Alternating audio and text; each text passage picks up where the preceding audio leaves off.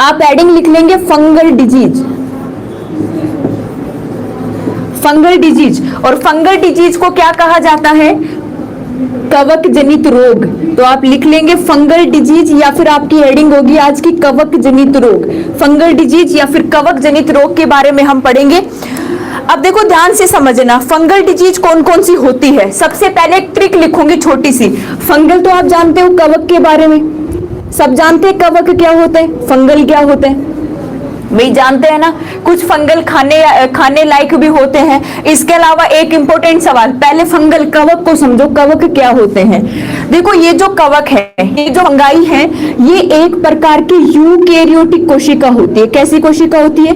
Eukaryotic. क्योंकि हमने बात की है कि कोशिकाएं दो प्रकार की होगी, एक तो कौन सी होगी? प्रोकैरियोटिक, और एक कौन सी होगी? यूकैरियोटिक। लेकिन जो कवक होता है हमारा, जो फंगाई होता है, ये कैसी कोशिका होती है? यूकैरियोटिक। अब देखो यूकैरियोटिक कोशिका भी दो प्रकार की हो सकती है, यानी कि एक तो हो सकती है एक कोशिके, यानी यूकैरियोटिक जो जीव है ये भी दो प्रकार के हो सकते हैं। एक कोशिकीय जीव हो सकते हैं, और एक कैसे हो सकते हैं? बहुकोशिकीय जीव भी हो सकते हैं। एक कैसे हो सकते हैं? बहुकोशिकीय जीव।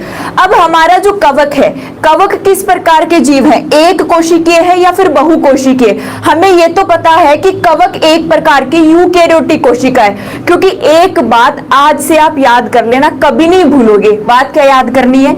सभी बैक्टीरिया को छोड़ के, सभी बैक्टीरिया, देखो वायरस तो कोशिका है ही नहीं, तो वायरस का तो लफड़ा ही खत्म हुआ कि वायरस एक कोशिकीय है, बहुकोशिकीय है, यूकैरियोटिक है, प्रोकैरियोटिक है, तो उसका तो लफड़ा ही खत्म है। अब हमें कंफ्यूज कौन करवाते हैं? ये बैक्टीरिया करवाते हैं। ये बैक्टीरिया भी अलग अलग प्रकार के होते हैं, जैसे अपने बैक्टीरिया रोग में अलग अलग बैक्टीरिया पढ़े थे। तो जितने भी बैक्टीरिया हैं, चाहे कोई भी बैक्टीरिया हो, सारे के सारे बैक्टीरिया प्रोकैरियोटिक कोशिका होती है। कैसी कोशिका होती है? प्रोकैरियोटिक। इनको छोड़ के चाहे आपसे यूग्लिना पूछा जाए, पैरामीशियम पूछा जाए, चाहे आपसे कवक पूछे जाए, चाहे आपसे पादप पूछे जाए, चाहे आपसे जंतु पूछे जाए, यानी कि बैक्टीरिया को छोड़ के जितने भी हमारे जीव होते हैं, सारे कैसे होते हैं? यूकैरियोटिक होते हैं। सारे जीव कैसे होते हैं? यूकैरियोटिक। तो यहाँ हमारा कवक है, ये भी कैसा जीव हो गया? यूकैरियोटिक जीव हो गया। और यूकैरियोटिक भी कैसा होता है?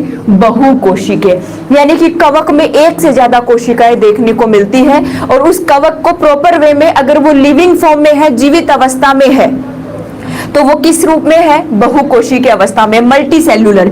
इंग्लिश वाले स्टूडेंट इसको क्या बोलेंगे? इसको मल्टी सेल्यूलर बोलेंगे। बहुकोशिकीय यूकैरियोटिक जीव कहा जाता है किसको? कवक को कहा जाता है। अब देखो नेक्स्ट पॉइंट, देखो ये जो कवक है, देखो कुछ एक कवक क्या होते हैं? खाने योग्य भी होते हैं। कुछ एक कवक क्या होते हैं? खाने योग्य कवक भी होते हैं, ठीक है। और इस खाने योग्य कवक में सबसे ज्यादा जो इंपॉर्टेंट सवाल पूछा जाता है, ये पूछा जाता है मशरूम से। किससे पूछा जाता है? मशरूम। सबने नाम सुना होगा मशरूम फंगाई का, मशरूम कवक का, ठीक है। न्यूज में भी आता है। और इसके साथ आपकी जो डेली लाइफ की जो हमारी फूड का जो डाइट का रूटीन होता है कि हमें डाइट में क्या क्या लेना चाहिए, वहां भी इस मशरूम की बात की जाती है। ये मशरूम क्या होता है? एक खाने योग्य फंगाई होता है, खाने योग्य कवक होता है। आप सबने देखा होगा कि बारिश के मौसम में जो हमारे खेत वगैरह होते हैं, वहां पे छोटे छोटे कवक उग जाते हैं, फंगाई उग जाते हैं। जैसे मैं बताना चाहूँ, घर की भाषा में आप सब ऐसे बोलते हो कि सांप की छतरी, ऐसे कुछ बोलते हैं, ठीक है। हमारे इलाके का तो मुझे पता है, सांप की छतरी ऐसे कुछ नाम से जाना जाता है उस छोटे से कवक को। वो ऐसी शेप में होता है, आप सबने देखा होगा, ऐसी शेप में उगता है, वो ऐसी सी शेप में होता है, छतरी की शेप में, ठीक है। तो हम इसको क्या बोलते थे कि जैसे छतरी के शेप का कवक है, इसलिए इसको सांप की छतरी कहा जाता था कि बारिश में यहाँ आके बैठता है वो। तो ये जो कवक है, देखो इसको भी आप क्या बोल सकते हैं? फंगल। और ये फंगल कौन सा हो सकता है? ये फंगल है। अब उसको खाने योग्य फंगल है कि नहीं है, हम सबने नहीं देखा, क्योंकि खाने योग्य जो कवक है, कवक दोनों प्रकार के हो सकते हैं, खाने योग्य भी हो सकते हैं और जिसको खाया नहीं जा सकता। तो खाने योग्य जो कवक है वो इसी शेप में पाया जाता है, हमारा मशरूम। क्या पाया जाता है? मशरूम। लेकिन वो नहीं जो हमारे खेत में प्रेजेंट है। कभी ये मत सोच लेना कि जो हमारे खेत में है वो खाने योग्य मशरूम है। क्लियर है इतना? क्लियर है? तो आपको क्या याद रखना है कि खाने योग्य जो कवक होता है वो कौन सा होता है? मशरूम होता है। कौन सा होगा? मशरूम होगा। और मशरूम क्यों खाया जाता है इसका सवाल पूछा जाता है। क्यों खाया जाता है? प्रोटीन के लिए खाया जाता है। प्रोटीन के लिए खाया जाता है। जब बॉडी में प्रोटीन की कमी हो जाती है, आप सबने देखा होगा कि जब हम जिम वगैरह जाते हैं, हम हमारी मसल्स को बढ़ाना चाहते हैं, तो वो क्या करता है, हमें प्रोटीन का पाउडर देते हैं। सबने देखा होगा प्रोटीन के अलग अलग कंपनीज के पाउडर दिए जाते हैं और उसमें लिखा हुआ होता है कि ये प्रोटीन किसकी है। तो कई बार हमें मशरूम का पाउडर भी देखने को मिलता है। इस मशरूम की सब्जी बना के खाई जाती है और टेस्टी के साथ साथ ये बहुत अच्छी मात्रा में हमें क्या प्रोवाइड करवा सकती है? प्रोटीन प्रोवाइड करवा सकती है। इसीलिए हम मशरूम को एक खाने योग्य फंगाई के नाम से भी जान सकते हैं। क्या कह सकते हैं इसको? खाने योग्य फंगाई। इसके अलावा आपने स्पाइरुलिना का नाम सुना है? एक सवाल है, स्पाइरुलिना, स्पाइरुलिना, इस स्पाइरुलिना से भी बहुत अच्छा सवाल बनता है। इस स्पाइरुलिना की खेती की जाती है विदेशों में। स्पाइरुलिना की क्या की जाती है? खेती की जाती है। क्यों की जाती है? क्योंकि ये स्पाइरुलिना हमें उच्च मात्रा में क्या दे सकता है? प्रोटीन दे सकता है। एक बात आपने सुनी होगी कि आप, ये माना जाता है कि आप 250 लीटर गाय का दूध पी लो। ध्यान से सुनना, आप 250 लीटर गाय का दूध पी लो और 250 ग्राम स्पाइरुलिना खा लो, दोनों से बराबर प्रोटीन मिलेगी। दोनों से क्या मिलेगी? बराबर प्रोटीन। ध्यान से सुनो, आप 250 लीटर, समझ के देखो, 250 लीटर गाय का दूध पी लो, ठीक है, और केवल 250 ग्राम क्या खा लो? स्पाइरुलिना खा लो, दोनों से बराबर मात्रा में क्या मिलती है? प्रोटीन मिलती है। क्या मिलेगी? प्रोटीन मिलेगी। क्लियर है?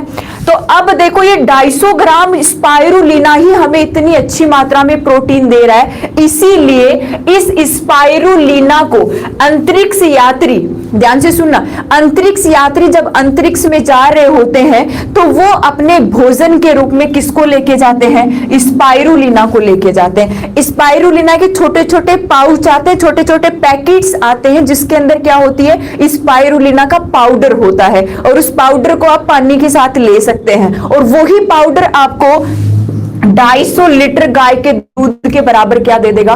प्रोटीन दे देगा। ठीक है, तो इस स्पाइरुलिना को अंतरिक्ष का भोजन भी कहा जाता है। क्या कहा जाता है? अंतरिक्ष का भोजन। तो आपसे कई बार सवाल बन सकता है कि अंतरिक्ष का भोजन, निम्न में से कौन से जीव को अंतरिक्ष का भोजन कहा जा सकता है?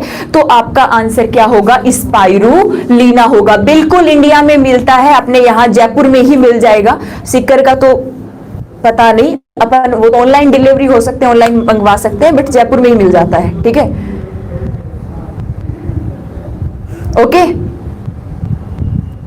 तो ए स्पाइरुलिना, क्लोरेला के साथ साथ स्पाइरुलिना, आपको स्पाइरुलिना याद रखना है। स्पाइरुलिना भी हमें बहुत अच्छी मात्रा में प्रोटीन प्रोवाइड करवाता है, इसीलिए इसको अंतरिक्ष का भोजन भी कहा जाता है। फूड ऑफ यूनिवर्स, अंतरिक्ष का भोजन हम किसे कहेंगे? स्पाइरुलिना को कहेंगे। और ये मशरूम भी हमारा क्या होता है? खाने योग्य कवक होता है, खाने योग्य फंगाई होता है। क्लियर है इतना? चलें आगे। ठीक है, ये बातें कुछ बेसिक बातें हैं जो आपको याद रखनी है। इसके अलावा एक बात और बता देती हूं, जो सवाल बहुत बार अच्छा बनता है। जो पहली एंटीबायोटिक बनी थी, पहली एंटीबायोटिक का पता है आपको? पहली जो एंटीबायोटिक बनी थी, फर्स्ट एंटीबायोटिक, फर्स्ट एंटीबायोटिक, ध्यान से सुनना, पहली एंटीबायोटिक। और एंटीबायोटिक को आप क्या कह सकते हैं? प्रतिजैविक कह सकते हैं। एंटीबायोटिक को आप क्या कह सकते हैं? प्रतिजैविक कह सकते हैं। पहली जो एंटीबायोटिक है, पहली जो प्रतिजैविक है, वो कौन सी बनी थी? तो वो बनी थी आपकी पेनिसिलिन। पेनिसिलिन, सबने नाम सुना है, पेनिसिलिन पहली एंटीबायोटिक बनी थी। ठीक है, और ये पेनिसिलिन किसने बनाई थी? तो आपका आंसर आता है अलेक्जेंडर फ्लेमिंग ने। अलेक्जेंडर फ्लेमिंग नामक वैज्ञानिक ने, अलेक्जेंडर फ्लेमिंग नामक वैज्ञानिक ने पहली एंटीबायोटिक बना दी थी, और वो एंटीबायोटिक कौन सी थी? पेनिसिलिन थी। ठीक है, अब आप सबने देखा होगा, एक रोग होता है हमें पायरिया, सबने ऐड देखा है? एड देखा है ना कि साल्ट युक्त कोलगेट का वो एड देती है प्रियंका चोपड़ा, और वो में क्या बताती है कि ये पायरिया रोग को दूर भगाए। इस पायरिया का नाम, डायरिया अलग है, मैं पायरिया की बात कर रही हूं, तो इस पायरिया रोग की बात कर रही हूं। ये जो पायरिया रोग है इसमें मसूड़ों में खून आने लग जाता है, ये हमारा हो जाता है एंटमीबा जिंजिविलियस नामक प्रोटोजोआ की वजह से। इस पायरिया रोग के अंदर जो डॉक्टर इंजेक्शन देता है, जो डॉक्टर एक इंजेक्शन देगा इस पायरिया रोग से बचने के लिए, वो इंजेक्शन किसका दिया जाता है? पेनिसिलिन का दिया जाता है। किसका दिया जाता है? पेनिसिलिन का दिया जाता है। और ये पेनिसिलिन है, मैं क्यों बता रही हूं, क्योंकि पहली जो एंटीबायोटिक पेनिसिलिन है वो भी किससे बनाई गई थी? कवक से बनाई गई थी। किससे बनाई गई थी? कवक से, यानी कि फंगाई से। और ये कवक कौन सा था? Penicillium notatum. पेनिसिलियम नोटेटम नाम आपको याद रखना है। पेनिसिलियम नोटेटम नामक कवक से पहली एंटीबायोटिक पेनिसिलिन बनाई गई थी, और किसने बनाई थी? अलेक्जेंडर फ्लेमिंग ने बनाई थी। क्लियर है इतना? ओके, तो ये थोड़ा सा फंगस का बेसिक था जो आपको याद रखना है। एंटीबायोटिक, फंगल से पहले एंटीबायोटिक प्रतिजैविक बनाई गई थी जिसे हम पेनिसिलिन कहते हैं, जो एक पेनिसिलियम नोटेटम नामक फंगाई से प्राप्त की गई थी। और किसने बनाई थी सबसे पहले? अलेक्जेंडर फ्लेमिंग नामक वैज्ञानिक ने इस एंटीबायोटिक का निर्माण किया था। क्लियर है? चलो आगे।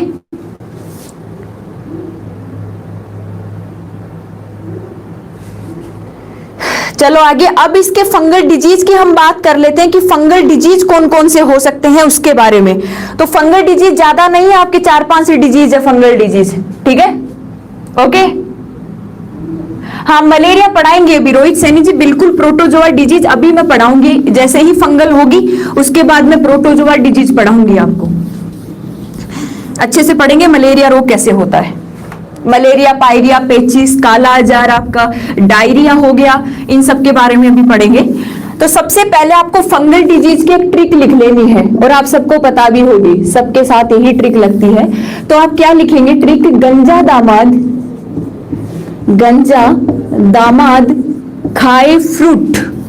गंजा दामाद खाए फ्रूट, एक छोटी सी ट्रिक होती है। ये डिजीज ऐसे हैं जो कौन से होते हैं? फंगल डिजीज होते हैं, फंगाई से होने वाले डिजीज होते हैं, ठीक है?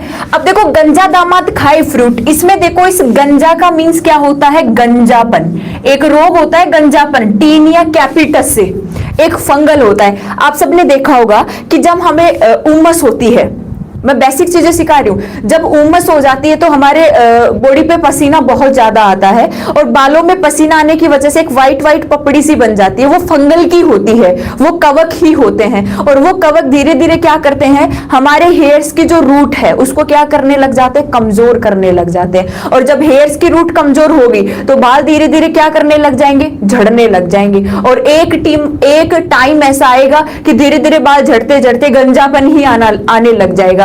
तो कवक की वजह से गंजापन भी हो सकता है, मतलब हमारे कंप्लीट बाल भी झड़ सकते हैं। तो एक डिजीज तो कौन सा हो गया? गंजापन। यहां से अगर मैं बात करूं, दा से आपका हो गया, जैसे दाद हो गया। दाद सबने सुना है, रिंगवूम। दाद का नाम सुना है, रिंगवूम। रिंगवूम भी बहुत ज्यादा होता है, और मोस्टली तभी होता है जब अच्छे से पसीना वगैरह ज्यादा आ रहा हो, उस टाइम पे रिंगवूम ज्यादा हो जाता है, अच्छे से सफाई नहीं होती। और दाद के बाद में जैसे आप क्या लिख सकते हैं? दमा।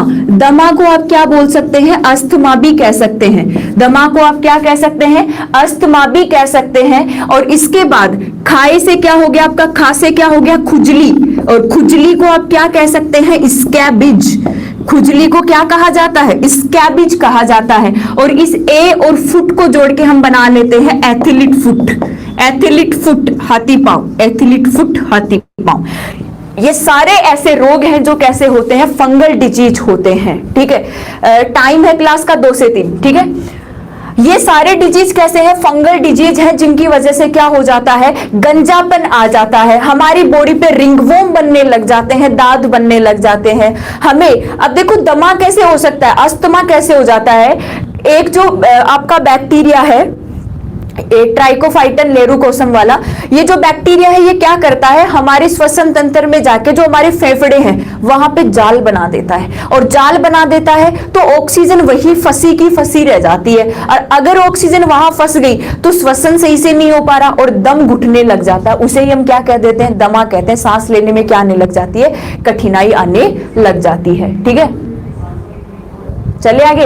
और इसके बाद बात करें कैसे, क्या हो गया आपका, खुजली हो गया जिसे हम स्कैबिज कहेंगे, और लास्ट में आपका क्या आ गया, एथलीट फुट जिसे हाथी पांव रोग कहते हैं। ये सारे के सारे क्या हो गए, आपके फंगल डिजीज हो गए, कवक जनित रोग हो गए। ओके, अब देखो इनमें से आप फर्स्ट हेडिंग लिखेंगे गंजापन, पहली हेडिंग होगी आपकी गंजापन। चलो मिटा दो, ट्रिक लिख लिया आपने, लिख ली ना सबने? हाँ हाँ प्रमोद जी बताएंगे।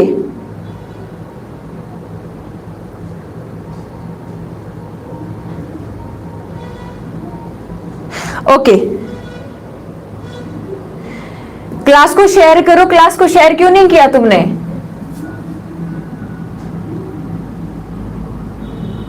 क्लास को शेयर करो जल्दी से। एलर्जी रिएक्शन अलग होती है, क्लास को जल्दी से शेयर कर दो।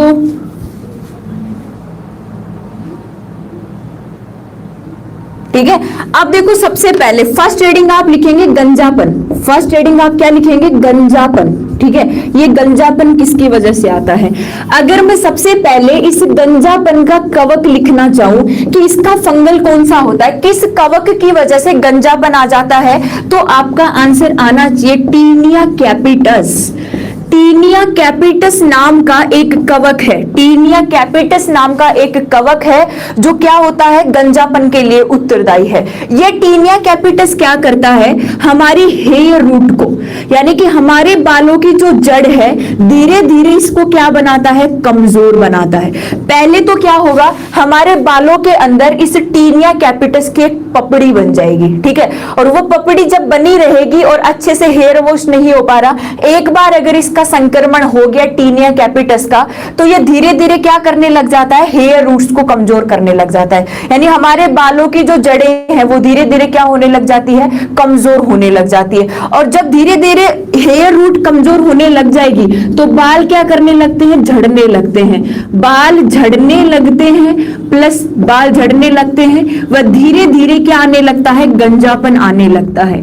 धीरे धीरे गंजापन आने लगता है, और प्रेजेंट में ये सिचुएशन बहुत ज्यादा चल रही है। और उस सिचुएशन का कारण हमारे पानी में फ्लोराइड और अन्य जो मिनरल्स है उनकी मात्रा ज्यादा होना, साथ में हमारी बॉडी में विटामिन B5 की कमी होना, क्योंकि हम फास्ट फूड में ज्यादा बिलीव कर रहे हैं। प्रेजेंट में क्या हो रहा है कि अब की जो जनरेशन है वो फास्ट फूड में ज्यादा बिलीव करती है, और फास्ट फूड में आपको पता है कि विटामिन बिल्कुल 0 के बराबर होती है। ठीक है, उसमें तो कार्बोहाइड्रेट मिलेगा और आपको फेट मिलेगी, और फेट से क्या हो जाता है, चर्बी बढ़ जाती है। आप वेट तो गेन कर लेते हो, लेकिन वेट गेन करने का मतलब ये नहीं है कि आपकी बॉडी में ब्लड प्रचुर मात्रा में है, आपकी बॉडी के अंदर प्रोटीन प्रचुर मात्रा में, आपकी बॉडी के अंदर विटामिन प्रचुर मात्रा में है, ये बिल्कुल पॉसिबल नहीं है। ठीक है, तो हमारी बॉडी में या तो विटामिन B5 की कमी हो रही है तो रेगुलर बाल झड़ रहे, या फिर कल मैंने बताया था कि एक बार अगर डेंगू हो गया तो उसके बाद भी धीरे धीरे क्या झड़ने लग जाते हैं, बाल झड़ने लग जाते हैं। एक और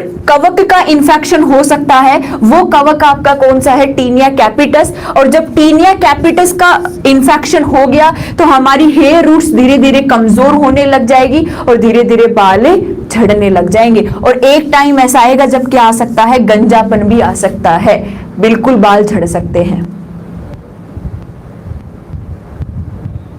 ओके, चलो आगे। मीना जी क्या बोल रहे हैं?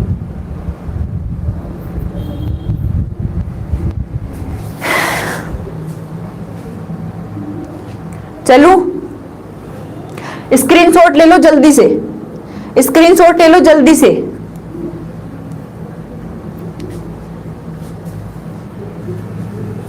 चलो अब आप लिखेंगे दमा। दमा से अच्छे सवाल बनते हैं। अब आप क्या लिखेंगे, दमा।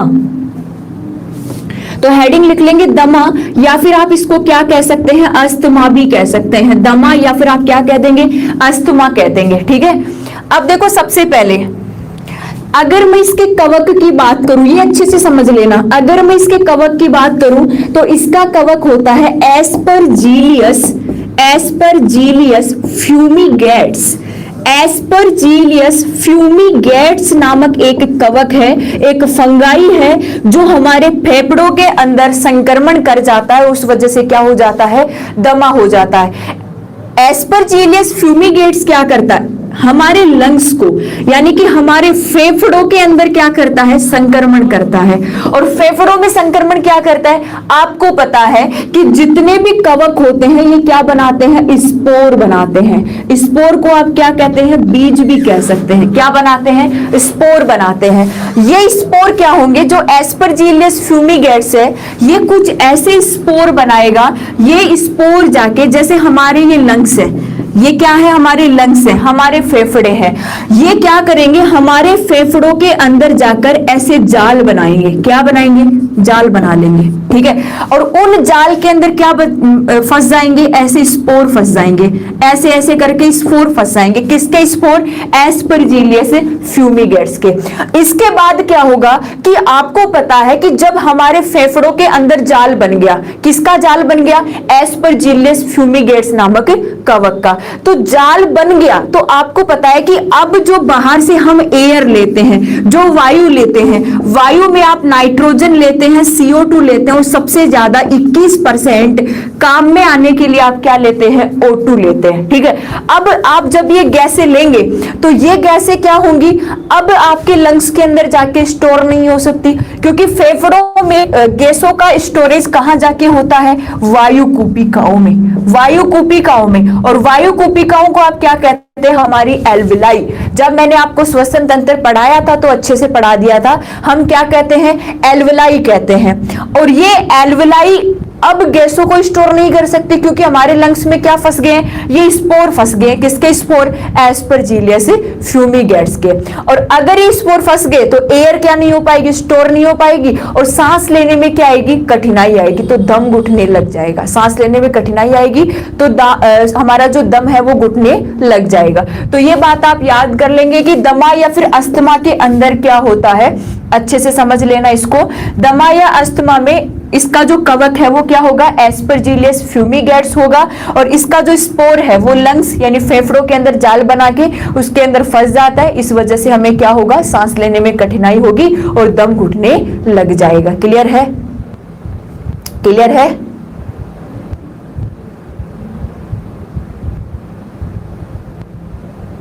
विटामिन B5 किस चीज में मिलता है, रमेश कुमार गुर्जर जी, आपने मेरा विटामिन वाला चैप्टर देखा ही नहीं होगा, वीडियो देखना, वहां आपको सब पता चल जाएगा कौन सी विटामिन कहां मिलेगी। ओके, ये हमने किसकी बात की है, दमा की बात की है। जल्दी से स्क्रीनशॉट ले लो कि दमा के अंदर क्या होता है, प्रभावित अंग आपका लंग्स होगा, फेफड़े होंगे, और हमें सांस लेने में क्या हो जाएगी, कठिनाई आने लग जाएगी।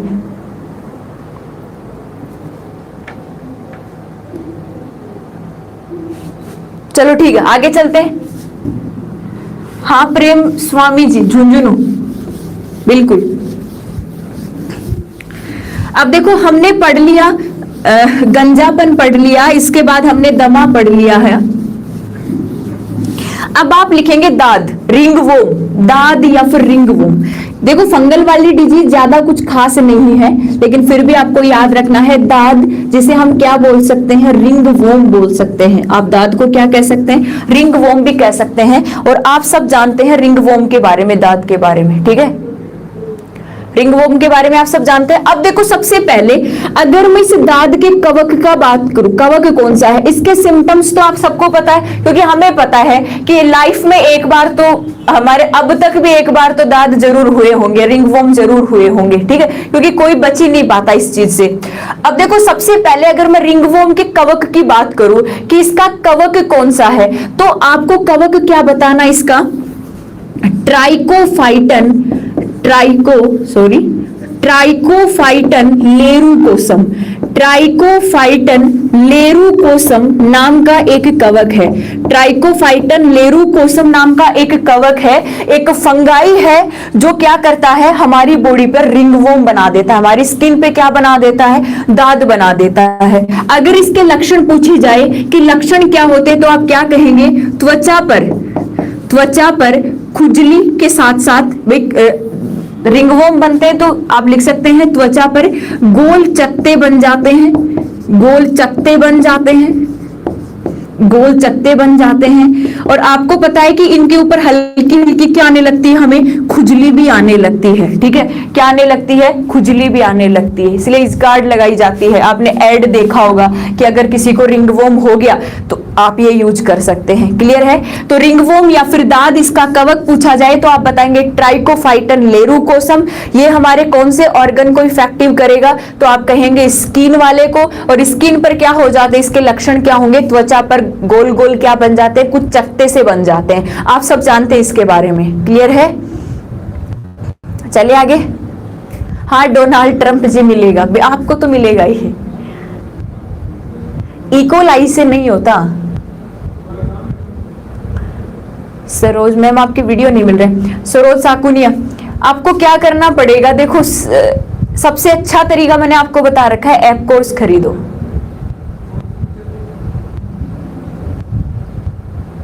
ओके, चलो ठीक है। ये हमने किसकी बात की है, दाद की बात की है, रिंगवॉर्म की बात की है। अब इसके बाद में आपको पढ़ना है खुजली।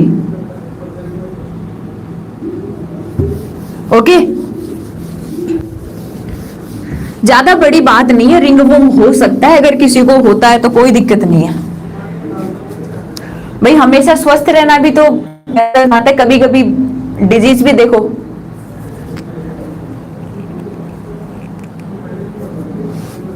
ओके, चलो आगे। अब आपको लिखना है खुजली। क्या लिखना है, खुजली। और खुजली को हम क्या कहते हैं, स्कैबिज कहते हैं। खुजली को आप क्या कहते हैं, स्कैबिज कहते हैं। अब देखो, कल की क्लास में मैं आपको बोल के गई थी कि फुल एनर्जी के साथ मेरी क्लास में आना। अब आपको पता है कि कल मेरी तबीयत खराब होने की वजह से भी शायद आज आपको नहीं लग रहा होगा, मैंने भी उस चीज को इंप्रूव किया है। तो आप भी प्लीज फुल एनर्जी के साथ क्लास को शेयर करके सभी लोगों को अपने साथ जोड़ के एक कंपटीशन के अंदर क्लास को लिया करो। तो ये काम तो आप करोगे ना, ठीक है, अभी शेयर कर देना याद से। अगर मैं खुजली की बात करूं तो इसे हम क्या बोलेंगे, स्कैबिज बोलेंगे। क्या बोलेंगे, स्कैबिज बोलेंगे। और अगर इसका कवक आपसे पूछा जाए, देखो खुजली के सिम्टम्स तो आप सब जानते ही हैं। एक खुजली तो जो नॉर्मल हमें आती है पसीने वगैरह की वजह से आती है, लेकिन एक खुजली किस वजह से आती है, इसका जो कवक है, इसका कवक का क्या होगा, एस्केरिस, सॉरी अकेरिस स्कैबिज, एस्केरिस नहीं, अकेरिस स्कैबिज। अकेरिस स्कैबिज नाम का एक कवक है, इसी के नाम से है। अकेरिस स्कैबिज नाम का एक कवक है, एक फंगाई है। इसका आक्रमण हमारे कहाँ होता है, स्किन पे।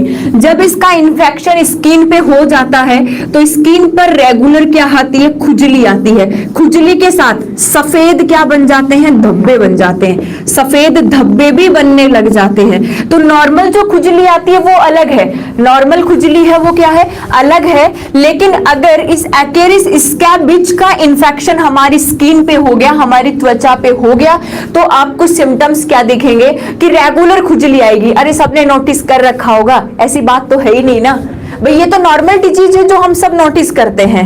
ओके, तो जब हम खुजली वगैरह करते हैं तो वहां पे क्या हो जाते हैं, सफेद सफेद धब्बे से बन जाते हैं जो थोड़े टाइम बाद में सही हो जाते हैं। ठीक है, और मोस्टली ये गर्मियों में ज्यादा देखने को मिलता है, क्योंकि अकेरिस स्कैबिज का जो इन्फेक्शन है ये गर्मियों में बहुत ज्यादा होता है, और इस वजह से हमारी जो सफेद सफेद धब्बे बनने लग जाते हैं और फिर उनपे क्या आती है, खुजली आती है। कई बार तो ऐसे भी होता है कि पानी भरी भरी कुछ ऐसे पिंपल से निकलते हैं बॉडी के ऊपर, और फिर उनको अपन खुजली कर लेते हैं तो वो भी दाग छोड़ जाती है, और फिर उसके ऊपर रेगुलर खुजली चलती रहती है। ओके, तो ऐसे देखो, शर्माने वाली कोई बात नहीं है। जो चीजें हम एक्सपीरियंस करके रखते हैं वो हमें हमेशा माइंड में रहती है, और आपको ऐसे ही जोड़ना है, आपको ऐसे ही जोड़ना है। क्लियर है,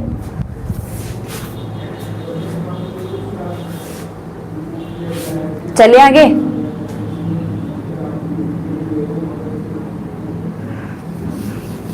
ये हमने खुजली के बारे में पढ़ा। लास्ट देखो हमारा एक डिजीज बच गया है जिसे हम कहेंगे एथिलीट फुट।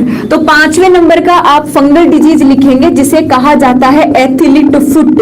क्या कहा जाता है? एथिलीट फुट कहा जाता है। देखो ये जो एथिलीट फुट है सबसे पहले तो एक संक्रामक रोग है, एक संक्रामक रोग। आप समझ गए होंगे संक्रामक का मतलब, अगर एक व्यक्ति में है, जैसे कोरोना चल रहा है, अरे कोरोना का बेस्ट एग्जांपल है संक्रामक का। भाई टच भी नहीं कर सकते, सिंपल सी बात है। अगर टच कर लिया किसी तो हो सकता है कोरोना पॉजिटिव हो, तो कोरोना पॉजिटिव हो गए, क्यों? सही बात है। तो वो संक्रामक रोग है, एक से दूसरे के अंदर फैल रहा है। तो आपको क्या याद रखना है कि एथिलीट फुट भी एक किस प्रकार का रोग है? एक प्रकार का संक्रामक रोग है। सही है।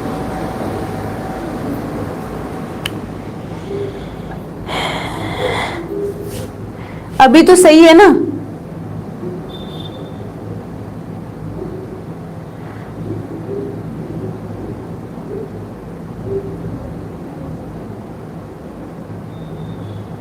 अब सही है, अब कोई दिक्कत नहीं है?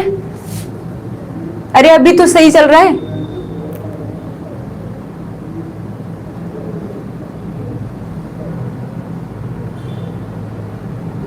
ओके ओके,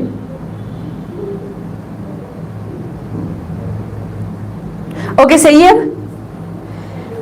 तो आपको एथिलीट फुट को याद रखना है। टीनिया कैपिटस एक कवक है जो हमें एथिलीट फुट रोग हो जाता है इस वजह से, और कि पैर की त्वचा मोटी हो जाती है और क्या करने लग जाती है? फटने लग जाती है। पैर की त्वचा मोटी होकर फटने लग जाती है, जो एक संक्रामक रोग है जो एक व्यक्ति से दूसरे व्यक्ति में भी फैल सकता है। ये हमारे थे फंगल डिजीज। जो 5 डिजीज थे, जो फंगल डिजीज है वो मैंने आपको पढ़ा दिए हैं। क्लियर है? अब मैं आपको पढ़ाऊंगी प्रोटोजोआ जनित रोग, जो बहुत इंपॉर्टेंट है, बहुत इंपॉर्टेंट है।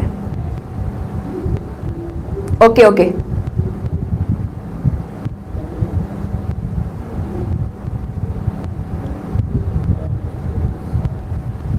चलो ठीक है। अब आप लिखेंगे प्रोटोजोआ जनित रोग।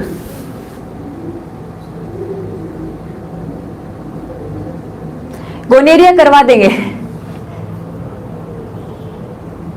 ओके चलो, अब आप एडिंग लिखेंगे प्रोटोजोआ जनित रोग। लास्ट है हमारे प्रोटोजोआ जनित रोग, और यहां से भी सवाल अच्छा बन जाता है, जैसे मलेरिया से सवाल अच्छा बन जाता है। अब आप एडिंग लिखेंगे प्रोटोजोआ जनित रोग। प्रोटोजोआ जनित रोग, ऐसे रोग जो प्रोटोजोआ की वजह से होते हैं। प्रोटोजोआ जनित रोग, प्रोटोजोआ जनित रोग। आपको क्या पढ़ना है? प्रोटोजोआ जनित रोग पढ़ने हैं। ठीक है। अब देखो प्रोटोजोआ जनित रोग की बात करूं तो जो ऐसे रोग जो किसकी वजह से होते हैं? प्रोटोजोआ की वजह से होते हैं। और कुछ एक मतलब गिने चुने रोग हैं जो हमें पढ़ने हैं, जिनसे सवाल बनते हैं, क्योंकि इतने सारे रोग पढ़ लिए तो कंफ्यूज होने के चांसेस बहुत ज्यादा हैं। तो अब आपको क्या करना है? प्रोटोजोआ जनित रोग में सबसे पहले हेडिंग लिखनी है आपको मलेरिया। फर्स्ट हेडिंग मलेरिया, बहुत इंपॉर्टेंट है मलेरिया। पहला जो प्रोटोजोआ जनित रोग है उसके हम किसको पढ़ेंगे? मलेरिया रोग के बारे में पढ़ेंगे। किसको पढ़ेंगे? मलेरिया रोग के बारे में। ठीक है। हाँ, पापा काम पर सोते हैं, ट्रिक है इसकी। ओके तो पहले आप पढ़ लो, लास्ट में मैं ट्रिक लिख दूंगी। मलेरिया रोग की यदि मैं बात करूं तो सबसे पहले कि इस मलेरिया रोग का जो प्रोटोजोआ है, ये प्रोटोजोआ कौन सा है? हम ये बहुत पहले से पढ़ते आ रहे हैं, 8th क्लास में हमने मलेरिया रोग को पढ़ लिया था। ठीक है। अब मलेरिया रोग का जो प्रोटोजोआ है ये क्या होता है? प्लाज्मोडियम। क्या होता है? प्लाज्मोडियम। ठीक है। अब यहां से 2 प्रकार के सवाल बनेंगे। इसका रोग कारक वो तो क्या होगा? प्लाज्मोडियम। लेकिन इस रोग का जो वाहक है, जिस वजह से किसी व्यक्ति में रोग होता है, वो होगी मादा एनाफिलीज मच्छर। मादा एनाफिलीज मच्छर, मादा एनाफिलीज मच्छर। ठीक है।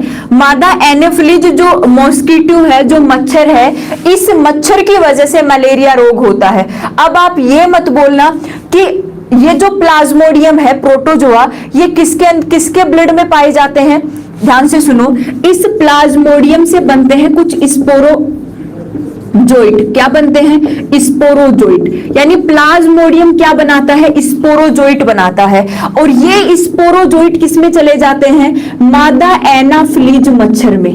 मादा एनाफिलीज मच्छर के ब्लड में पाए जाते हैं, ठीक है। अब जब ये मादा एनाफिलीज मच्छर किसी स्वस्थ व्यक्ति को काटती है, किसी स्वस्थ व्यक्ति को डंक मारती है, तो उस टाइम पे ये स्पोरोजोइट उस ह्यूमन में, उस व्यक्ति में क्या कर जाते हैं, प्रवेश कर जाते हैं। तो डायरेक्ट प्लाज्मोडियम हमारी बॉडी में नहीं जाता, डायरेक्ट प्लाज्मोडियम हमारी बॉडी में नहीं जाता। हमारी बॉडी के अंदर पहले डंक कौन मारता है, मादा एनाफिलीज मच्छर मारती है। और इस मादा एनाफिलीज मच्छर के ब्लड में क्या पाए जाते हैं, स्पोरोजोइट पाए जाते हैं। और ये स्पोरोजोइट किसके होते हैं, प्लाज्मोडियम के होते हैं, जो कौन सा रोग फैलाते हैं, मलेरिया रोग फैलाते हैं। अब क्या होता है कि ये जो स्पोरोजोइट है ये सीधा किस पे अटैक करते हैं, हमारी आरबीसी पर। किस पे अटैक करते हैं, हमारी आरबीसी के ऊपर। और हमारी आरबीसी पर जैसे ही अटैक होने लगेगा, धीरे धीरे यहाँ का जो हीमोग्लोबिन है ये क्या होने लग जाएगा, नष्ट होने लग जाएगा। और अगर रेगुलर ऐसा चलता रहा तो हमारी आरबीसी धीरे धीरे ब्लास्ट होती जाती है और यहां से हीमोग्लोबिन की मात्रा क्या होती जाती है, कम होती जाती है। उस रोग को आप क्या कहते हैं, मलेरिया रोग के नाम से जानते हैं। किस नाम से जानते हैं, मलेरिया रोग के नाम से जानते हैं। तो आप इसको याद रख लेंगे कि मलेरिया रोग एक प्रोटोजोआ जनित रोग है। सबसे पहले तो एक प्रोटोजोआ जनित रोग है। किस प्रोटोजोआ से होता है, प्लाज्मोडियम से होता है। लेकिन प्लाज्मोडियम सीधा आक्रमण नहीं करता, कौन करता है, मादा एनाफिलीज मच्छर। यहाँ पे मादा एनाफिलीज मच्छर ही होगा, कभी नर एनाफिलीज मच्छर मत कर देना।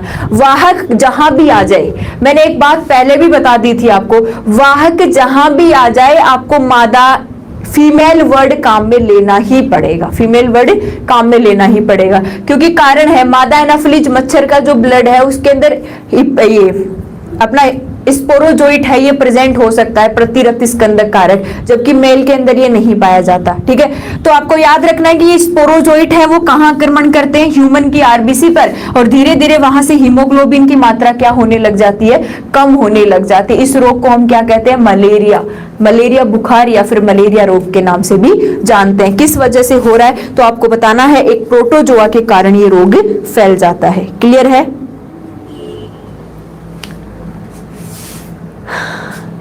क्लास को शेयर करो, आज मैं चैप्टर खत्म करूंगी इसलिए।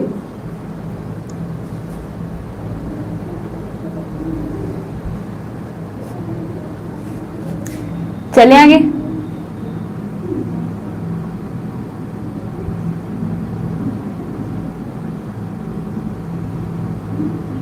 वीडियो फिर रुक गई।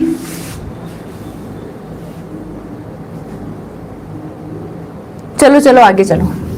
अब देखो, पहला रोग आपने कौन सा पढ़ लिया है, प्रोटोजोआ में मलेरिया रोग पढ़ लिया है। अब दूसरी हेडिंग लिखेंगे आप, पायरिया रोग, पायरिया, जिससे भी अच्छा सवाल बनता है। दूसरा आप क्या लिखेंगे, पायरिया, पायरिया रोग, पायरिया रोग। और सबने सुना है पायरिया रोग के बारे में, ऐसे नहीं सुना होगा तो टीवी देखते होंगे तो ऐड ही देख लिया होगा कम से कम पायरिया रोग का। ठीक है, अब देखो पायरिया रोग है वो किस वजह से हो रहा है, एक प्रोटोजोआ की वजह से हो रहा है। और वो प्रोटोजोआ कौन सा है उसका नाम आपको पता होना चाहिए, और कैसे क्या आक्रमण करता है। देखो, ये जो पायरिया रोग है इसका कवक है वो आपको बताना है एंट अमीबा, एंट अमीबा, एंट अमीबा हिस्टोलाइटी का मत बोल देना, वो किसका होता है, पेचिस का होता है। तो आपको बताना है एंट अमीबा जिंजिवेलियस, जिंजिवेलियस, जिंजिवेलियस नाम का एक कवक, सॉरी एक प्रोटोजोआ है। एंट अमीबा जिंजिवेलियस नाम का एक प्रोटोजोआ है। ये प्रोटोजोआ क्या करता है, हमारे मसूड़ों पर आकर इंफेक्शन करता है, हमारे मसूड़ों में इंफेक्शन करता है। इस वजह से इस मसूड़ों से क्या निकलने लगता है, ब्लड निकलने लगता है, रक्त निकलने लगता है, और साथ में हमें क्या होता है, दर्द भी होता है। ठीक है, तो पायरिया रोग का जो कवक है वो आपको बताना है एंट अमीबा जिंजिवेलियस। और ये प्रोटोजोआ क्या करता है, हमारे मसूड़ों में इंफेक्शन कर देता है, और इस वजह से यहाँ पे क्या हो गया, धीरे धीरे ब्लड निकलने लगता है। मसूड़ों से रेगुलर क्या निकलता है, ब्लड निकलने लग जाता है, और हमारे जो मसूड़ सॉरी जो दांतों की जो रूट है वो भी धीरे धीरे क्या होने लग जाती है, कमजोर होने लग जाती है। किस रोग में, पायरिया रोग में। इस पायरिया रोग से बचने के लिए हमें डॉक्टर क्या कहता है कि विटामिन सी की प्रचुर मात्रा लो। जब विटामिन सी की कमी हो जाती है ना, जब विटामिन सी की, कवक है आपका एंट अमीबा जिंजिवेल, सॉरी प्रोटोजोआ। अभी कवक पढ़ाया है तो ये कवक की याद रहेगा, सॉरी। यहाँ पे क्या होगा, प्रोटोजोआ। प्रोटोजोआ जनित रोग में इसका प्रोटोजोआ कौन सा है, एंट अमीबा जिंजिवेलियस है, जो मसूड़ों के अंदर आक्रमण करता है, इन्फेक्शन करता है और मसूड़ों से क्या निकलने लग जाता है, ब्लड निकलने लग जाता है, खून निकलने लग जाता है। अब इस पायरिया से बचने के लिए हमें डॉक्टर क्या कहता है कि विटामिन सी की प्रचुर मात्रा होनी चाहिए। अब आपने एड में भी देखा होगा कि आंवले और साल्ट से प्रचुर, किसी कोलगेट का वो एड दिया जाता है कि पायरिया से बचाए आपको, तो वहां पायरिया से बचा रहा है, इसका मतलब एक तो हमारे जो NaCl हो गया, आपका क्या हो गया, NaCl। हमारी बॉडी का जो इंपॉर्टेंट साल्ट है वो क्या होता है, NaCl, सोडियम क्लोराइड होता है, और इसके साथ क्या होता है, विटामिन सी। तो ये विटामिन सी है, ये हमें पायरिया रोग से बचा देता है। कैसे बचा देता है, ये विटामिन सी एंट अमीबा जिंजिवेलियस का आक्रमण नहीं होने देता, इसका इन्फेक्शन नहीं होने देता। इसके साथ डॉक्टर्स क्या करते हैं, मसूड़ों में एक इंजेक्शन भी लगा देते हैं, और वो इंजेक्शन किसका लगाया जाता है, पेनिसिलिन का। पेनिसिलिन का क्या लगाया जाता है, इंजेक्शन लगाया जाता है। ठीक है, तो सवाल बन जाता है कई बार कि पेनिसिलिन का इंजेक्शन कौन से प्रोटोजोआ जनित रोग में लगाया जाता है, तो आपका आंसर होगा पायरिया रोग, या फिर मसूड़ों से खून निकलने वाला जो रोग है, जो रक्त निकलने वाला रोग है, उसे आप पायरिया कहेंगे। और पायरिया रोग के अंदर या तो विटामिन सी की प्रचुर मात्रा होनी चाहिए, ठीक है, या फिर आपको पेनिसिलिन का क्या दिया जाता है, इंजेक्शन भी दिया जाता है। ये बात भी आप क्लियर कर लेंगे, पेनिसिलिन का क्या दिया जाता है, इंजेक्शन दिया जाता है, किस रोग में, पायरिया रोग के अंदर। क्लियर है, चलिए आगे।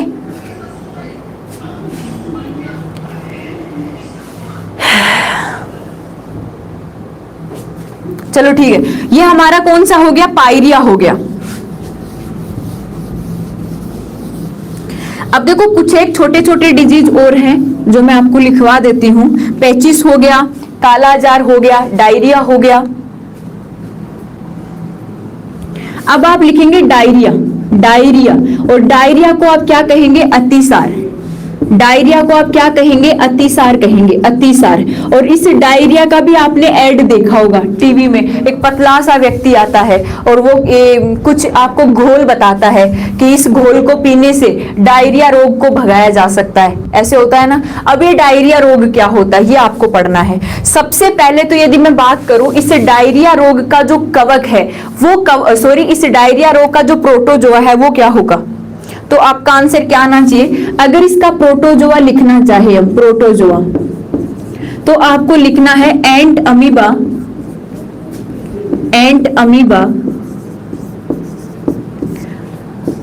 लुम्ब्रिकाइडिज। एंट अमीबा लुम्ब्रिकाइडिज नाम का एक प्रोटोजोआ है। इस प्रोटोजोआ की वजह से क्या होता है, डायरिया रोग होता है। अब ध्यान से सुनो, डायरिया रोग, अतिसार कैसे हो सकता है। ये एंट अमीबा लुब्रिकाइटिस क्या करता है, हमारी जो इंटेस्टाइन है, हमारी जो इंटेस्टाइन, इंटेस्टाइन का मतलब हमारी जो आंत है, इन आंत पे जाके आक्रमण करेगा, और आंतों के अंदर ये अगर इसका इन्फेक्शन लंबे टाइम तक रहा, ठीक है, तो ये आंतों के अंदर क्या कर देता है, घाव पैदा कर देता है। आंतों में क्या कर देगा, घाव पैदा कर देगा। और जब आंत के अंदर घाव हो जाता है, तो घाव होने के साथ साथ ये जो प्रोटोजोआ है ये क्या करता है, प्रोटीन का पाचन करने वाला कौन सा एंजाइम होता है, ट्रिप्सिन। और ये ट्रिप्सिन किसमें पाया जाता है, अग्नाशय रस में पाया जाता है। मैंने पढ़ाया है आपको, ट्रिप्सिन किसमें पाया जाता है, अग्नाशय रस में पाया जाता है। और ये ट्रिप्सिन क्या करवाता है, प्रोटीन का पाचन करवाता है। प्रोटीन का क्या करवाएगा, पाचन करवाएगा। कौन सा एंजाइम, ट्रिप्सिन एंजाइम। ये प्रोटोजोआ क्या करता है, ट्रिप्सिन को निष्क्रिय कर देता है। ट्रिप्सिन को क्या कर देता है, निष्क्रिय कर देता है। और अगर ट्रिप्सिन निष्क्रिय हो गया, अगर ट्रिप्सिन ही निष्क्रिय हो गया, तो प्रोटीन का पाचन नहीं हो पाता, प्रोटीन का पाचन नहीं हो पाता। आप सबने सुना है ना कि जो व्यक्ति डायरिया का पेशेंट है उसको दूध नहीं पिलाते, सुना है सबने। डॉक्टर पहले ही मना कर देता है कि अगर किसी को डायरिया है तो उसको दूध नहीं पीना चाहिए। क्यों नहीं पीना चाहिए दूध? क्योंकि दूध के अंदर आपकी क्या है, केसिन प्रोटीन है, और प्रोटीन का तो पाचन होगा ही नहीं। क्यों नहीं होगा भाई? प्रोटीन का पाचन दूध की प्रोटीन का रेनिन कर सकता है, लेकिन दूध की प्रोटीन का पाचन करने वाले एंजाइमों को तो निष्क्रिय कर दिया किसने? एंट अमीबा लुब्रिकाइटिस ने। और ये एंट अमीबा लुब्रिकाइटिस की वजह से हमारी बॉडी के अंदर प्रोटीन का पाचन नहीं हो पाएगा। और जब प्रोटीन का पाचन नहीं है होगा तो ये प्रोटीन हमारे जैसे लूज मोशंस यानी दस्त और उल्टी के साथ बॉडी के बाहर ऐसी की ऐसी ही आ सकती है। ठीक है, तो इस वजह से धीरे धीरे बॉडी में क्या आने लगती है, कमजोरी आने लगती है। क्योंकि आपको पता है कि फिर तो निर्जलीकरण भी हो जाएगा, यानी कि बॉडी के अंदर डिहाइड्रेशन, पानी की भी क्या आने लग जाएगी, कमी आने लग जाएगी। और पानी की जब कमी आने लग गई तो आप उसे डिहाइड्रेशन कहेंगे। फिर तो डाइजेस्टिव सिस्टम और भी खराब हो गया। तो उस रोग को क्या कहते हैं, डायरिया रोग या फिर अतिसार। ध्यान से सुनो, डायरिया रोग क्या है? एक प्रोटोजोआ जनित रोग है। इसका जो प्रोटोजोआ है ये हमारी आंत के अंदर क्या करता है, इन्फेक्शन करता है। और जब आंत में इन्फेक्शन हो जाता है तो अगर रेगुलर इसका इन्फेक्शन चल रहा है तो उसकी वजह से क्या हो जाएगी, आंत में घाव हो जाएंगे। और घाव होने के बाद में होगा क्या कि इंटेस्टाइन के अंदर अब प्रोटीन का पाचन नहीं हो सकता। अब प्रोटीन का पाचन क्यों नहीं हो रहा? क्योंकि इसने प्रोटीन का पाचन करने वाले एंजाइमों को क्या कर दिया है, निष्क्रिय कर दिया है। और प्रोटीन का पाचन नहीं होगा तो वो प्रोटीन हमारी बॉडी से बाहर या तो लूज मोशंस या फिर वॉमिटिंग के साथ ऐसी कैसी बाहर एक्सक्रेट हो जाएगी। तो धीरे धीरे अगर प्रोटीन की कमी आ रही है तो एक क्वाशियोकोर नामक रोग भी हो सकता है। आप सबने सुना होगा प्रोटीन की कमी से होने वाला रोग कौन सा होता है, क्वाशियोकोर। तो धीरे धीरे हमारी बॉडी में क्या आने लग जाएगी, कमजोरी, वीकनेस आने लग जाएगी। और रेगुलर लूज मोशंस और वॉमिटिंग इस रोग के अंदर चलती रहती है। किस रोग में चलती रहती है, अतिसार या फिर डायरिया रोग के अंदर। जिसकी ओआरएस का घोल बताते हैं ना, ओआरएस के घोल का एक ऐड आता है, सबने टीवी में देखा होगा कि ओआरएस का घोल पियो डायरिया को भगाओ। क्योंकि ओआरएस का घोल क्या कर रहा है, उसमें अच्छी मात्रा में साल्ट प्रेजेंट है और वो साल्ट जाके क्या करेंगे, ये एंट अमीबा लुब्रिकाइटिस का जो इन्फेक्शन है उसको क्या करेंगे, कम करेंगे। और हमारे डाइजेस्टिव सिस्टम को क्या करेंगे, इंप्रूव कर देंगे। क्या कर देंगे, इंप्रूव कर देंगे। क्लियर है? तो ये इंपॉर्टेंट है। डायरिया रोग है वो बहुत बार पूछा गया है कि डायरिया रोग के सिम्टम्स क्या होते हैं, तो आप बताएंगे रेगुलर लूज मोशन और वॉमिटिंग चलती रहती है और इस वजह से बॉडी के अंदर कमजोरी, वीकनेस आ जाती है। क्यों आ जाती है? क्योंकि आपको पता है कि प्रोटीन का पाचन नहीं हो पाता, क्योंकि प्रोटीन का पाचन करने वाला ट्रिप्सिन एंजाइम यहाँ क्या हो जाता है, निष्क्रिय हो जाता है। और अगर ये निष्क्रिय हो गया तो प्रोटीन का पाचन नहीं होगा और प्रोटीन बॉडी से बाहर एक्सक्रेट हो जाएगी। क्लियर है इतना? चलिए आगे।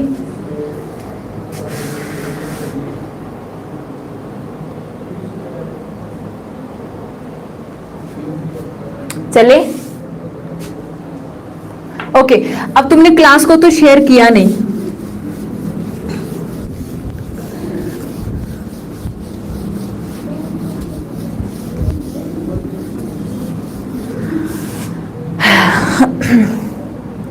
अब आप नेक्स्ट लिख लेंगे पेचिस। पेचिस रोग का भी सबने नाम सुना है, पेचिस रोग। और इसका सीधा प्रोटोजोआ पूछा जाता है। किसका प्रोटोजोआ कौन सा है, प्रोटोजोआ। पेचिस का क्या हो गया, प्रोटोजोआ कौन सा है? तो आपको बताना है एंट अमीबा हिस्टोलाइटिका। एंट अमीबा हिस्टोलाइटिका, एंट अमीबा हिस्टोलाइटिका, एंट अमीबा हिस्टोलाइटिका नाम का जो प्रोटोजोआ है ये क्या करता है, पेचिस रोग फैलाता है। ठीक है, और पेचिस रोग के अंदर क्या प्रभावित होता है, बड़ी आंत का पहला भाग, बड़ी आंत का पहला भाग। और आपको पता है कि बड़ी आंत का पहला भाग कौन सा होता है, सिक्कम। कौन सा भाग होता है, सिक्कम भाग होता है। कौन सा होगा, सिक्कम वाला भाग। तो बड़ी आंत का पहला भाग कौन से रोग में प्रभावित हो जाता है, पेचिस रोग में। और इस पेचिस रोग का प्रोटोजोआ कौन सा है, एंट अमीबा हिस्टोलाइटिका है। कौन सा होगा, एंट अमीबा। बड़ी आंत का पहला भाग कौन सा है, सिक्कम। तो सिक्कम वाला भाग प्रभावित हो जाता है कौन से रोग में, पेचिस रोग के अंदर ये प्रभावित होगा। ठीक है, तीन भाग होते हैं, सिक्कम, कोलन और रेक्टम। कोलन वाले को मैंने आपको स्टार लगवा के लिखवाया था कि बड़ी आंत का जो कोलन वाला भाग है ये क्या करता है, वाटर का, जितने भी पानी का जो अवशोषण करना होता है भोजन से, ये कौन करता है? कोलन वाला भाग। तो कई प्रकार के जो रोग होते हैं जिनमें बड़ी आंत में इन्फेक्शन हो जाता है, तो उस वजह से, जैसे कि मैंने बताया था हैजा वाले रोग में, हैजा जो विब्रियो वाला रोग है उसके अंदर बड़ी आंत का कोलन वाला भाग सबसे ज्यादा प्रभावित होता है। इस वजह से बॉडी के अंदर पानी की क्या आने लग जाती है? कमी आने लग जाती है और रेगुलर लूज मोशंस और वॉमिटिंग शुरू हो जाते हैं। ठीक है, अब इसके बाद आपको लास्ट आपको लिखना है यहाँ पे काला अजार, काला अजार रोग, काला अजार रोग, काला अजार रोग। ठीक है, इस काला अजार रोग के यदि मैं प्रोटोजोआ की बात करूं कि इसका प्रोटोजोआ क्या हो सकता है काला अजार का, तो आपको क्या बताना है? एंट अमीबा, या फिर आप जैसे, हाँ ये लिख दो, एंट अमीबा, एंट अमीबा लिस्मानिया, एंट अमीबा लिस्मानिया। ठीक है, नामक जो प्रोटोजोआ है ये काला अजार रोग फैलाता है। और इस काला अजार रोग में प्रभावित अंग कौन सा होता है? हमारा बोन मेरो, हमारा अस्थि मज्जा प्रभावित हो जाता है। क्या प्रभावित हो जाता है? अस्थि मज्जा, अस्थि मज्जा, लिस्मानिया, और प्रभावित क्या हो जाएगा? अस्थि मज्जा। प्रोटोजोआ पूछेगा तो आप बताएंगे एंट अमीबा लिस्मानिया, और प्रभावित अंग पूछेगा तो आप क्या बताएंगे? बोन मेरो या फिर अस्थि मज्जा। अस्थि मज्जा के अंदर इन्फेक्शन हो जाता है, और जब इन्फेक्शन हो गया तो इसके बाद आपको पता है कि बोन मेरो के अंदर इन्फेक्शन हो गया तो ब्लड का जो निर्माण है वो धीरे धीरे क्या होने लग जाएगा? कम होने लग जाएगा। कौन से रोग के अंदर? काला अजार रोग के अंदर।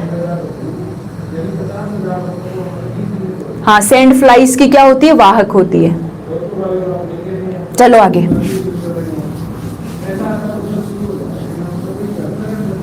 अब देखो, आपने एक रोग पढ़ा होगा सोने की बीमारी। कुछ एक को सोने की बीमारी का कारण कुछ एक का अलग होता है। ठीक है, वो हार्मोनल भी हो सकता है। आपको पता है ना, पीनियल ग्रंथि के अंदर मैंने एक हार्मोन पढ़ाया था मेलेटोनिन, उसकी मात्रा अधिक हो जाती है तो व्यक्ति को नींद ज्यादा आने लगती है, पढ़ाया था। लेकिन एक प्रोटोजोआ ऐसा होता है उसकी वजह से भी क्या हो सकता है? हमें सोने की बीमारी हो सकती है। तो आप लिखेंगे सोने की बीमारी। अब सोने की बीमारी, अब सोने का मतलब उस सोने की बीमारी मत मान लेना, स्लीपिंग। अगर हम ज्यादा सो रहे हैं, हमें नींद ज्यादा आ रही है, तो वो भी एक बीमारी है। वो भी क्या है? एक बीमारी है।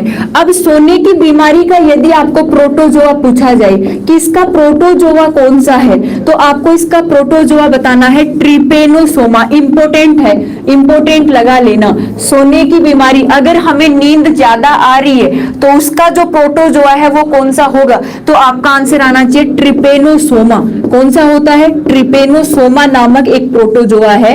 इसकी वजह से क्या हो जाता है? हमें सोने की बीमारी। अब देखो, ये ट्रिपेनोसोमा जो प्रोटोजोआ है ये डायरेक्ट हमारी बॉडी के अंदर अटैक नहीं करता, डायरेक्ट अटैक नहीं करता। क्यों? ये जो एक मक्खी होती है जिसे हम बोलते हैं सीसी मक्खी, क्या कहते हैं? सीसी मक्खी।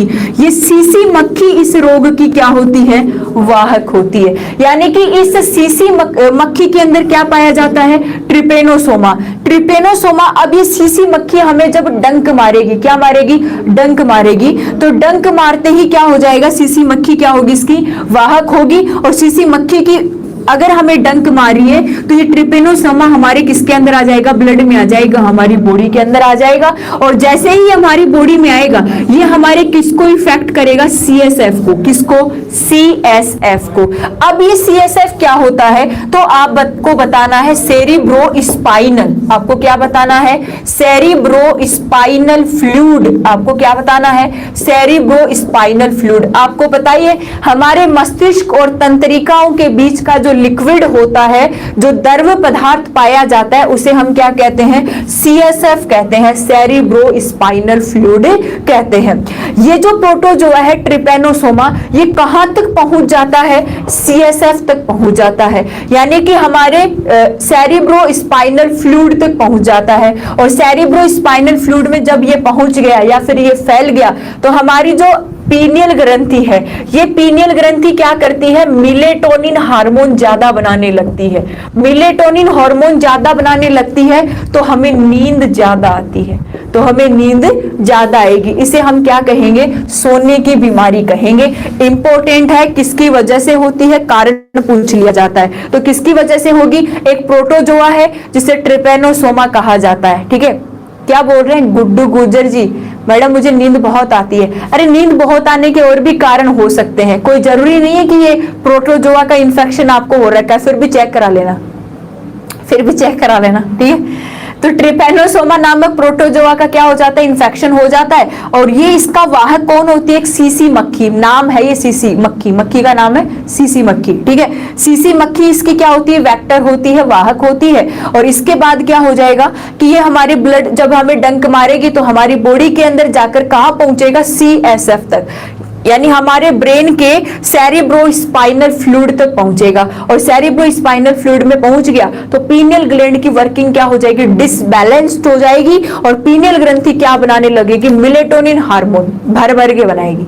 और जब मिलेटोनिन हार्मोन आपको पता है कि ज्यादा बनता है, तो मिलेटोनिन हार्मोन क्या मांगता है? अंधेरा, कि अंधेरा चाहिए। मिलेटोनिन हार्मोन को क्या चाहिए? अंधेरा चाहिए। अंधेरा चाहिए मतलब नींद लानी है। आपको पता है कि जब धीरे धीरे अंधेरा होने लगता है तो हमें क्या आने लगती है? नींद आने लगती है। और नींद क्यों आने लगती है? क्योंकि अंधेरे के अंदर ही किसका सिक्रेशन होता है? मिलेटोनिन का। जितनी अच्छी रात को नींद आती है उतनी अच्छी दिन में क्यों नहीं आती? क्योंकि मिलेटोनिन हार्मोन हमें नींद दिलाने में और जगाने में सहायक होता है, नींद दिलाने में और जगाने में सहायक होता है। तो ये अंधेरे के अंदर ज्यादा सिक्रेट होता है, मिलेटोनिन हार्मोन अंधेरे के अंदर ज्यादा सिक्रेट होता है। तो जब सिक्रेट होगा, जब अंधेरा हो जाएगा तो ऑटोमेटिकली सिक्रेट होगा, और 10-11 बजेंगे तो हमें ऑटोमेटिक क्या आने लग जाती है? नींद आने लग जाती है। इसे हम जैविक घड़ी, बायोलॉजिकल क्लॉक, पीनियल ग्रंथि को बायोलॉजिकल क्लॉक और मनुष्य की तीसरी आंख के नाम से भी जानते हैं। कौन सी ग्रंथि को? पीनियल ग्रंथि को। महिलाओं की ज्यादा सक्रिय होती है, थर्ड सेंसर महिलाओं का ज्यादा सक्रिय होता है। क्लियर है?